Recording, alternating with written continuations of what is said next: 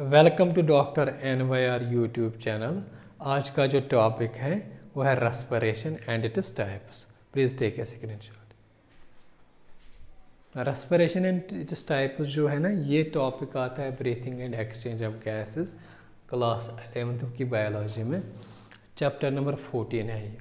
तो अगर हम रेस्पिरेशन देखेंगे, रेस्पिरेशन का मतलब क्या होता है? Exchange of oxygen from atmosphere with carbon dioxide. मतलब एटमॉस्फेयर से हमारी बॉडी में जब ऑक्सीजन अंदर आएगा, इस तरीके से हम इनहेल करेंगे ऑक्सीजन और वापस हमारी बॉडी से क्या निकलेगा? Carbon dioxide. तो सिंपल डेफिनेशन में हम रेस्पिरेशन को यही कहते हैं, मतलब exchange of carbon dioxide, exchange of oxygen from atmosphere with carbon dioxide, तो इसी को बोलते हैं रेस्पिरेशन।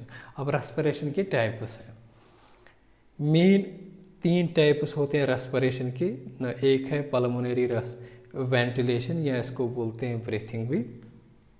दूसरा जो है वो है एक्सटर्नल रेस्पिरेशन, और तीसरा जो है इंटरनल रेस्पिरेशन। सबसे पहले हम देखेंगे पल्मोनरी वेंटिलेशन क्या होता है। पल्मोनरी का मतलब क्या होता है? पल्मोन का मतलब होता है लंग्स, ठीक है ना। तो इस पल्मोनरी वेंटिलेशन को क्या बोलते हैं? इसको ब्रीथिंग भी बोलते हैं। यहाँ पे क्या होता है?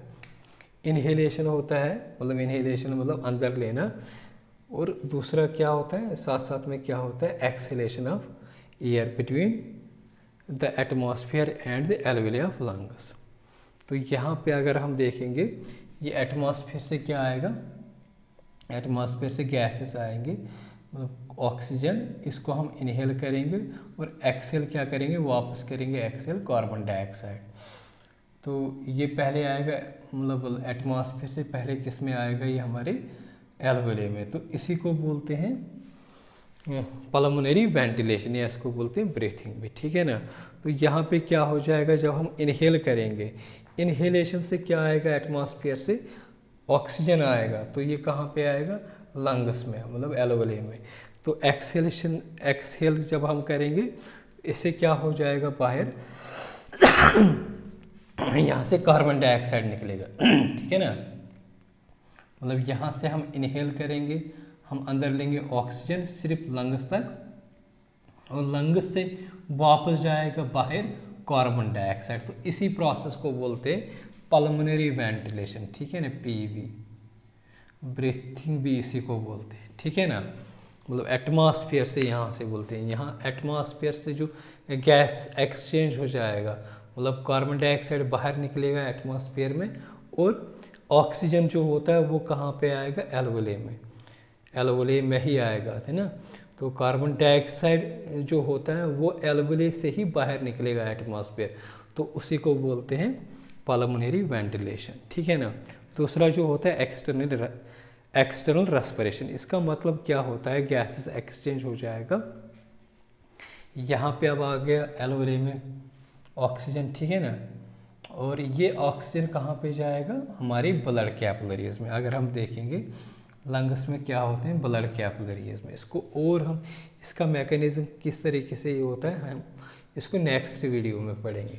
तो ये ऑक्सीजन जो होता है ये एक्सचेंज हो जाएगा कहाँ तक? ब्लड कैपिलरीज तक, और ब्लड कैपिलरी से वापस निकलेगा कहाँ?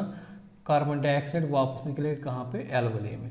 मतलब एल्वेली से ऑक्सीजन आएगा ब्लड कैपिलरी में, या इसको बोलते हैं पल्मोनरी कैपिलरी में, और यहाँ से एल्वेली में वापस जाएगा कार्बन डाइऑक्साइड, तो इसी को बोलते हैं एक्सटर्नल पल्मोनरी, या इसको बोलते हैं एक्सटर्नल पल्मोनरी रेस्पिरेशन, या एक्सटर्नल रेस्पिरेशन, या पल्मोनरी रेस्पिरेशन। तो सिर्फ यही तक, मतलब ऑक्सीजन आएगा यहाँ इस ब्लड कैपिलरी तक, और यहाँ से इसी ब्लड कैपिलरी से यहाँ तक निकलेगा कार्बन डाइऑक्साइड, इसी को बोलते हैं एक्सटर्नल रेस्पिरेशन, ठीक है ना। एक्सटर्नल रेस्पिरेशन से अगर हम देखेंगे, जो ब्लड होता है, ब्लड से ब्लड में अगर ऑक्सीजन आता है ना, तो इस ब्लड कैपिलरी ने गेन किया ऑक्सीजन, और यहाँ पे जो है ना कार्बन डाइऑक्साइड निकल गया एल्वियोलस में, तो इसने क्या किया? कार्बन डाइऑक्साइड को लूज किया। तो यहाँ पे इसने कार्बन ऑक्सीजन को गेन किया और कार्बन डाइऑक्साइड को लॉस किया है, ठीक है ना। तो नेक्स्ट टाइप जो होता है वो होता है इंटरनल रेस्पिरेशन। यहाँ पे क्या हो जाएगा, ये पूरा जो है ना ऑक्सीजन सर्कुलेट हो जाएगा। ये रेड से मैंने बनाया है, ठीक है ना, ये ऑक्सीजनेटेड ब्लड है, इससे डीऑक्सीजनेटेड ब्लड है। तो इस तरीके से ये आएगा कहाँ पे, हार्ट में। हार्ट में फिर बाद में कहाँ पे चला जाएगा, सर्कुलेशन में, ठीक है ना। सर्कुलेशन के बाद जो होता है ऑक्सीजन क्या कहाँ पे जाएगा, हमारी बॉडी के डिफरेंट टिश्यूज़ में, ठीक है ना। मतलब ये हमारी सर्कुलेशन में आ गया, ब्लड सर्कुलेशन में, ठीक है ना। तो यहाँ से जब इस ब्लड सर्कुलेशन से जब ऑक्सीजन जो होता है ये कहाँ पे एक्सचेंज हो जाएगा, हमारे टिश्यूज़ में। ये टिश्यूज़ हो, ठीक है ना, हमारी बॉडी टिश्यूज़, मतलब नीचे मतलब पैर या हमारे मतलब ये मतलब ब्रेन में या डिफरेंट जितने भी हमारी बॉडी के टिश्यूज़ जो होते हैं ये ब्लड से ही ऑक्सीजन ट्रांसफ़र हो जाएगा टिश्यूज़ को। और यहाँ पे कार्बन डाइऑक्साइड बनेगा, क्योंकि यहाँ पे कार्बन डाइऑक्साइड की एक्टिविटी होती है ना, मतलब डिफरेंट मेटाबॉलिक एक्टिविटीज़ होती हैं, वहाँ पे कार्बन डाइऑक्साइड बनता है। वो ट्रांसफ़र, वो एक्सचेंज कहाँ जाएगा, इस ब्लड कैपिलरी में, ठीक है ना। तो यहाँ से इस ब्लड कैपिलरी, इस सिस्टेमिक कैपिलरी से ऑक्सीजन ट्रांस एक्सचेंज हो जाएगा कहाँ पे, टिश्यूज़ में। और टिश्यूज़ से कहाँ जाएगा, वापस जाएगा सर्कुलेशन में, फिर ये चला जाएगा वापस बाहर, है ना। तो यहाँ इस स्टेप को जब यहाँ से ऑक्सीजन एक्सचेंज हो जाएगा इन टिश्यूज से, और टिश्यू से वापस निकल जाएगा इस ब्लड कैपिलरी में कार्बन डाइऑक्साइड, इसी को बोलते हैं इंटरनल रेस्पिरेशन, ठीक है ना।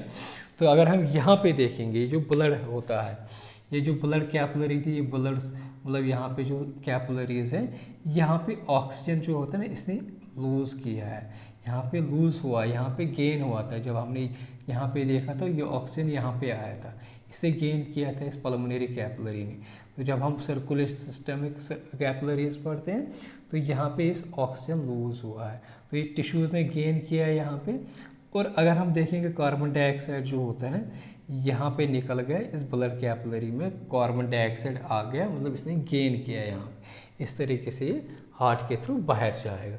इसको हम, ये किस तरीके से क्यों आता है, क्यों यहाँ से ऑक्सीजन आया, क्यों ये कार्बन डाइऑक्साइड निकल गया, तो इसको हम नेक्स्ट टॉपिक में अच्छे से एक्सप्लेन करेंगे। तो यहाँ पे हमने पढ़ा है रेस्पिरेशन क्या होता है और इसके टाइप्स कितने होते हैं। अगर आप लोगों को हमारा ये वीडियो अच्छा लगा होगा, प्लीज़ इस चैनल को सब्सक्राइब कर दीजिएगा, वीडियो को लाइक एंड शेयर कर दीजिएगा। Thank you very much.